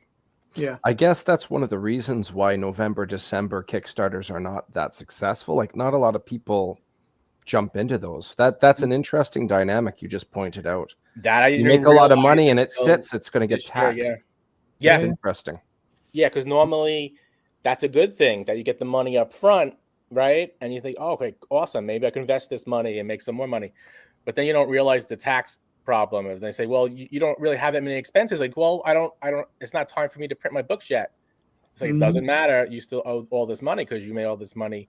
So yeah, I mean, that'll definitely, if you have a project that maybe you can make a significant amount of money, you might not want to do it at the end of the year. You might want to do it in like January, February, so you can maybe, start allocated accordingly. spending that money Mhm. before, so you don't get killed in the taxes. Yeah, that Ray, I really like that. Allocate it accordingly. I call it blowing it as fast as you can. You know, I just start hiring people and say, all right, let's get a cover this for going. that. Yeah, I just start, you know, I'm like, I go from having a nice full bank account to close to zero in weeks. 2 moths fluttering their wings together. Pretty much. Too often. All right, so Ray, answer the question. What are your thoughts on it? Well, for me, winning, this isn't my day job. Like I love my day job. This comic, just as John pointed out, it's like a shark that can't swim. I need to get this out of my system. This story. I think ideally being able to do this and have it pay for itself, for me personally, I think would be the ultimate win. So if I can just keep on using the money I profit from the last one to fund the next one and keep going, I think that would be the ideal scenario for me at this current stage of my life. Okay. All right. That's fair. Daphne, what are your thoughts? I hate the term. I mean, I can definitely say that my goal is to pretty much continue not having to get a job and still do this. But I mean, to call that winning, it's like that's like the lamest definition of winning I've Well, there's ever winning heard. and then there's Charlie Sheening. We're not asking for I ridiculous here. mean, that's because it's like an actual win for me, an actual win is collaborative. Like I've always feel like I'm only as successful as the least successful person in my group. Because it's like, it's kind of like, what's the point on having money if everyone else around you is broke? You can't do shit. You still can't do shit. So it's not winning as much as I'm just trying to not have to get a real job, and it's just getting harder and harder and harder to do that. And I don't like the question. I don't like it. Well, like I said, Daphne's a smart one. She's been self-employed for the last 12 years, 10 years? Yeah, something like that. It's not fun. It's not fun. Yeah. That's what she says. I don't get it. But for me it's completing. It's finishing this very long series. I mean, the Oswald Chronicles, like I said, I think I'm 2,000 pages into it, and I probably got another 1,500 to go. And for me, that's the ultimate win, is getting to the end of that process. Getting to that last story, because it has an ending, and I've already written it, and getting to that last story, that last page, and getting it printed, and then eventually getting it into an omnibus. That's the big win. As long as I get to get that omnibus and I get to put it on my chest and pass out, and that'll be the end of me. As long as I get that, I'll be happy. But yeah, that for me is a big thing. And the thing is, it's not even just this series, Tall Tales, because Daphne, we're within the next year or two, we're going to be wrapping up the second arc, and then we got to do the third arc, and that's another one we got to wrap up. And yeah, I mean, for me, it's always about just trying to get these series completed, and that's a big thing. And I have to tell anybody this: don't do what I do, just don't do it. Don't do it the way I did it. Because I did not intend to set out and write a 3,000 page story or 4,000 page story.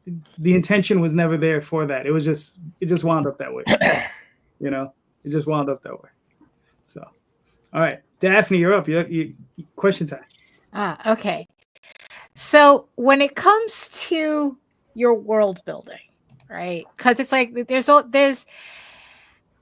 like, I remember when there was like this whole thing about stories realistic or not realistic, right? And what people really meant by that is not whether a story was historically accurate to anything, but it's just that people are looking for that verisimilitude in the story? Do the rules do the rules in your story actually make sense to the story? And then that's where people talk about, is a story realistic or unrealistic? So my question is that in your world building, what is the one rule that no matter what happens in your story, there's this one rule that you've established that your characters cannot break? Interesting. Sean, you're up. I'm not sure that we've set up anything like that. And I don't think there's any kind of whether it be with like a character or with like like we haven't ruled anything out as far as like our story kind of delves into the whole I don't know, mystical, I don't know what to call it exactly. I mean, we've got all sorts of cryptids, werewolves, all that kind of mess. Like we haven't really ruled anything out like magic or any of that mess.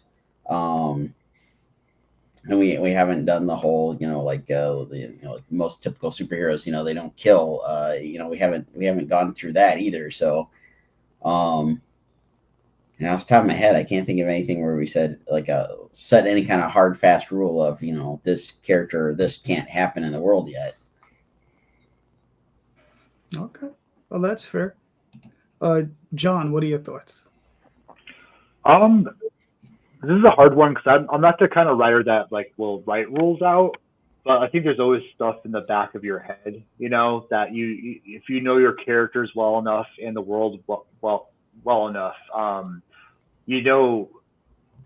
things to avoid or maybe areas you're not going to go. Like with my Home Free series, the main character Sarah, she's not like a violent person, but like she gets involved in a lot of violent situations. And my thing with her would be like it would always have to be in self-defense. You know what I mean?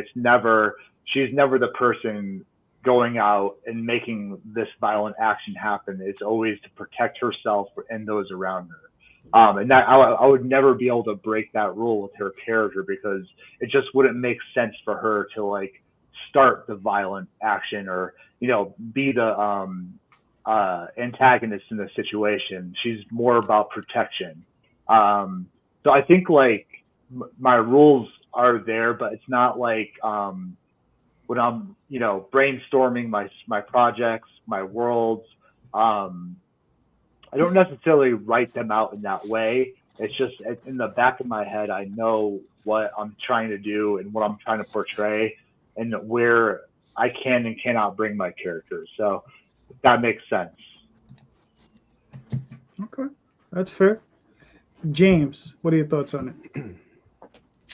I don't think I ever created a rule that can never be broken, but I think the Omega story and like a lot of other stuff, my characters don't really have any morals, so I don't really kind of like constrain them of what they can and can't do. But if there was any rule, it would be like Seinfeld. It was like they had that rule where it's like we're never gonna have a very special episode. They're never gonna hug it out, and they're never gonna learn a lesson. So that's kind of my approach. It's like Dr. Omega's never gonna learn his lesson, and it'll. So in that way, I find that's more realistic than those stories where there's this kind of arc and like, oh, he learned his lesson, he's a better person at the end. If anything, I want him to be a worse person. And, it's gonna get more and it's more. a show about nothing. Yeah. So even more of the rules get thrown out as we move along with the story. They already broke everything. Yeah, I mean, I'd rather see kind of anarchy and chaos and all that, and yeah, and James, so hopefully you're not reading any of these my stories to kind of learn how to be a better person or to be inspired or anything like that. Usually they're taking drugs, they're stealing, and they're just doing this horrible things. But James, but have you ever seen the TV show It's Always Sunny in Philadelphia? Yes, I love that show. That's exactly everything you just described. That's season 2 onward with Danny DeVito. Yeah, right there. yeah. That's Omega exactly 11 is League of Extraordinary Gentlemen on cocaine. Yeah, I mean that would definitely be Which something would that be we would time strive for. appropriate. Would be definitely Yeah. it's always sunny. Absolutely, yeah. That's what I'm always shooting for. Yeah. Right on. All right, nice. Zach, what are your thoughts?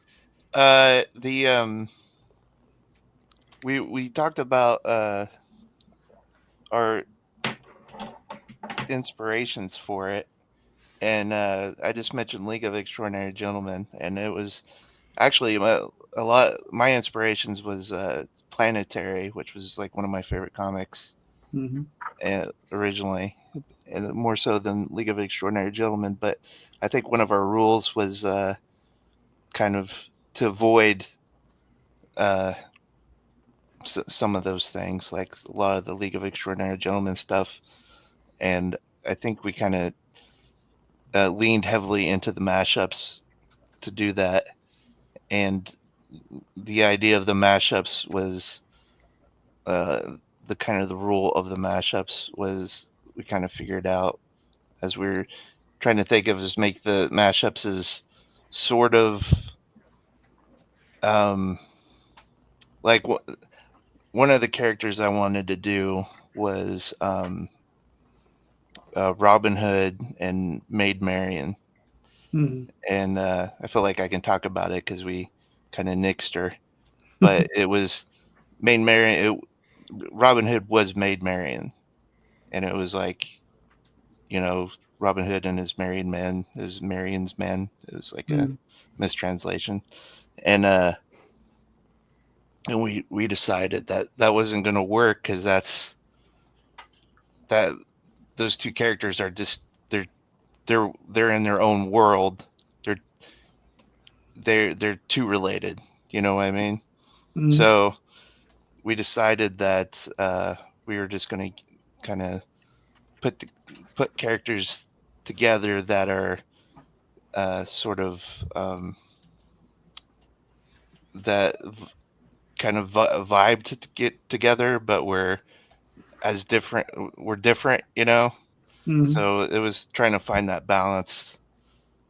So that's kind of why we put the characters together like we did, and not did anything that was characters that were like too similar or too opposite. And I think the craziest was this Steamboat Willie and Moriarty mashup, but really both those characters are evil geniuses if you think about it. So they kind of work. Sounds like a rival of Oswald. Yeah. All right. So listen, that sounds good. But Ray, what are your thoughts? So for me, they're very mild things. I'll give one example. The large character in my story, his name is Madrakis. He's this large specimen. He's over 6.5 feet tall. His body weight clears 350 pounds. And everybody mistakes him for some type of seasoned soldier or a mercenary of some type. But in reality, the armor he wears, he doesn't know too much about his people. He was hatched and raised by humans, and he descends from like this large kaiju-like electric eel that lives out in the ocean, known as the Great Storm Worm. But anyways, going back full circle to the question, one of the most intimidating things about this guy is his brain. He's very intelligent, and he dabbles in the arcane. He has not had the opportunity to focus on those studies. And because of that, one of the rules I wanted in regards to magic is you learn a spell, and if you're able to cast it, then some people are usually like tired or exhausted in some form. I wanted like a step before even that. So one scene Madrakis does in the first issue is an undead individual springs forward from behind a door. Madrakis catches it by the throat and sets its head on fire and throws it aside. It's not described in the book, but he can't actually expel flames from his hand. He's not that skilled yet. It's like saying how tired do you get after 5 reps in the deadlift with 400 pounds? Well, Madrakis, on parallel to this, He can't even pick up the metaphorical 400 pounds yet. He can't even throw the fire yet, let alone get tired from doing that type of thing. I wanted the arcane features in this, in all the magic, all the spell work. I wanted to feel more like a natural thing that the more you focus and do it, the better you would get over time, as opposed to, I know this spell, it does this, and bam. There's lots of great stories that use those type of mechanics and variables, but for mine, I wanted it to feel more natural, I guess is the only good way to put it. So overall, with magic, I just wanted it to feel like it exists and people can do it, but just like any type of physical attribute, a sport, you want to be the best, you're going to have to work at it, essentially. That's good. That's good. All right. Well, I guess for Oswald, which is the book I've worked on the most, with the lead character Oswald, it's weird because with him, he's an actual mouse who's sentient. And he calls himself a gentle mouse, but he is still an animal at his core, right? So he's very fight or flight, right? But he knows there's certain circumstances he can't run from, so he has to fight. And there's a point in the story where he's very, very powerful, but he knows there's a serious cost to whenever he uses magic. So he tries not to ever use it, right? Because he knows there's a serious cost, and he tries to hide actually how powerful he is. And those are usually the core rules of that character. Is like when he does something that's going to require a large expenditure of energy, he tries to remove himself from wherever there's large amount of people, anyone, his friends. A lot of his friends who are his protectors, they don't know half the stuff he's up to because he's off in other places just doing these things. And they're like, we don't know where he's at, right? And it's because he's on one adventure, another adventure, just battling these battles that he has to battle, because he's the only one that can do it, because he's the straddle between the human world and the Fae, which is magic. So he straddles between the two worlds, and he lives in Manhattan. He's on 54th Street and Park Avenue. He lives there, and he hangs out with a bunch of fairies, trolls, and that sort of thing. But he tries to never get them involved in his conflicts, because he has a different set of conflicts because his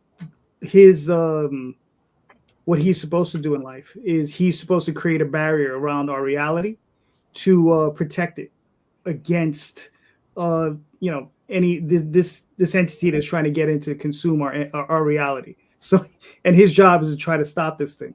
So, and what he's doing is he's trying to gather as much energy as he can, and what he's been doing is battling these ancient entities to try to steal their energy, and so he can perform this grand task. But nobody knows he's doing this madness, because I have one story where people show up and they're like, there's a planet cracked in half, and it's because of the fight he got into with this other entity. And it's just like, what the hell's going on? And he's just a mouse, it's just a very powerful sorcerer. So I don't know. It's just crazy. I think that's the only rule, is that he tries to keep his friends safe. That's his biggest concern, So, I don't know. Daphne, ask me a question. Well, that's the thing. Using, doing fantasy, like writing fantasy. The biggest thing that I come across in a lot of, well, not a lot, and it hasn't been for a while, but then again, I haven't been reading a lot of these types of books in a while, is that like people like to use, a lot of writers like to use magic as a get out of trouble card.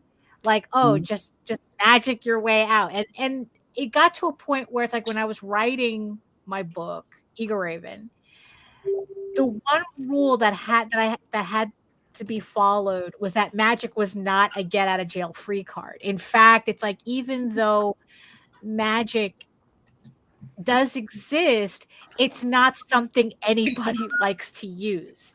Like, yeah, it does, like, it the whole, like, it does create a physical effect. There are consequences to it. Like how do you like trying to like nerf like godlike characters essentially is what I'm trying to do with that rule, because it's like if you just let it's like I remember this one manga that I read where it's like everybody was like super powerful. I mean, technically, a lot of comics read like that too. And it's like, where's the conflict in that? Where it's like, okay, so you're the strongest. Oh, your powers have no cap. And it's like, okay, then what's the stakes then? Yeah, there's no gravity. Right. So that's the one rule in my world building that it's like, yeah, there has to be a cap. There has to be limits.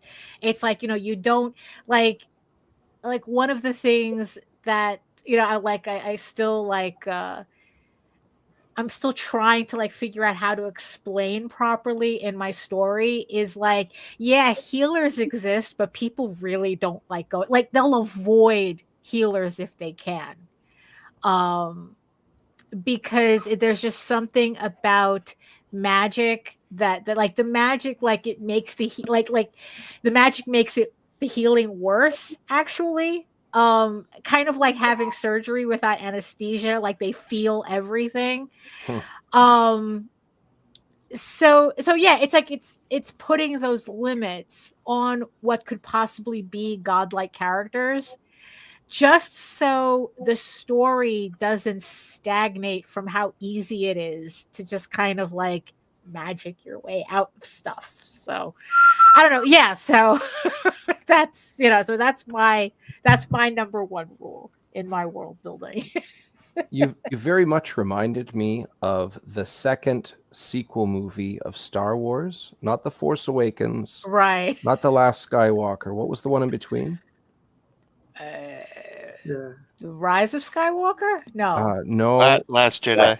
The Last Jedi, yes. So Oh. that scene where they decided to use the ship as a weapon and put it in light speed, that just Right. kind of broke the rules, in my opinion. Kind of like what you guys are saying there. Just like nobody's ever done that before. And if that's the case, okay, well, let's get our own little personal vessel and Right. escape pod gone.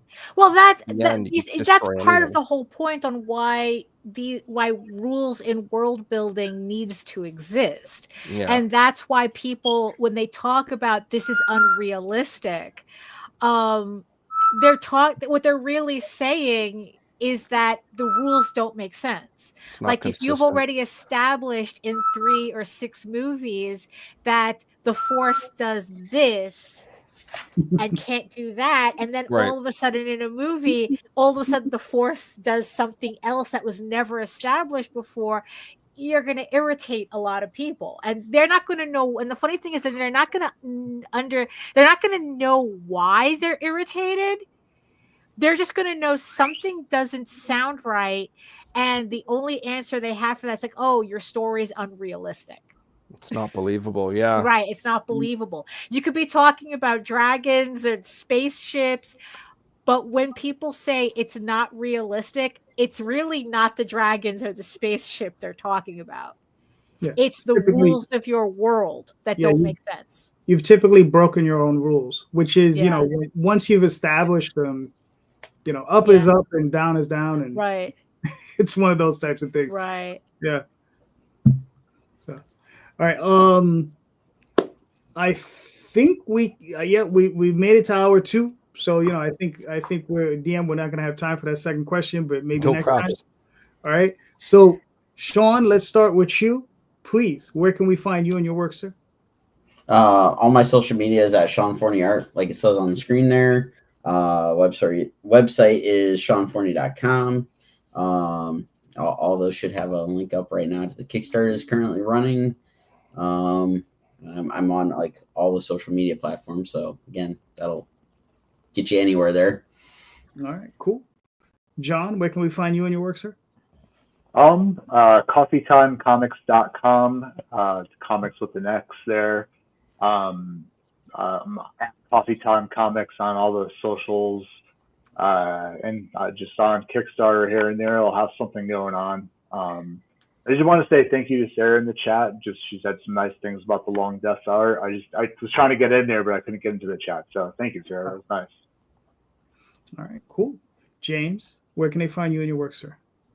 You can find all my stuff at monstrousbooks.com. All my social media is there, and you can find me under James Aquilone pretty much everywhere. All right, cool. Zach? I am at zacsart.com is my website, and I am at Zac Atkinson on Instagram and Twitter, and you can pretty much find me anywhere else. Just look for my name and check out Omega 11. All right, very nice, very nice. Ray? You can find me on Facebook as DM Ray. DM is just short for Dungeon Master because I love to play D&D. You can find the Madcaps Facebook page, which if you leave a follow, I definitely put updates on there, especially during this month. You can also find me as Raymond the DM on both Instagram and what I like to call Twixter. And if you only followed one thing, please and thank you, go ahead and look up the Madcaps issue number 2 on Kickstarter right now. You can get issues 1 and 2 of this 3-part miniseries. It is a really concise story. You don't need to know 60 years worth of lore leading up to it. You originally this was going to be 2 issues, but as a couple of the fellas here in our conversations stated, we made it whatever length we wanted it to be. I couldn't fit it into 2 issues, so it's 3 just because there's a lot of good stuff, and I wanted all of that to have its own time to shine. So please, by all means, go and check that out. And if you want to support it, I guarantee you that it's something you'll definitely appreciate. All right, cool. Daphne? You can find me at my main portfolio site at egoworks.com, EGOWORKS. You can also find me on YouTube as well at Daphne Lage, Lage Art. But pretty much I mostly hang out on Facebook. All right, very nice, very nice. I'm JD Calderon. You can find me here most Sunday nights. I'll be back next Sunday. You can also find me on Kickstarter. You know, the Oswald Chronicles is currently running, so go check that out. Facebook, Instagram, Twitter, but mostly Facebook. So go check me out there. And just remember, everybody, I just want to let everybody know, please check out the show notes. In those notes are everybody's links to all their campaigns. So please click on those links, buy these books. All of these creators are doing fantastic books. All these books are great. All of them deserve your support. So please pick up some books and just remember, support your indie creators. And just remember, read more indie comics, especially ours. Thank you, and have a good night.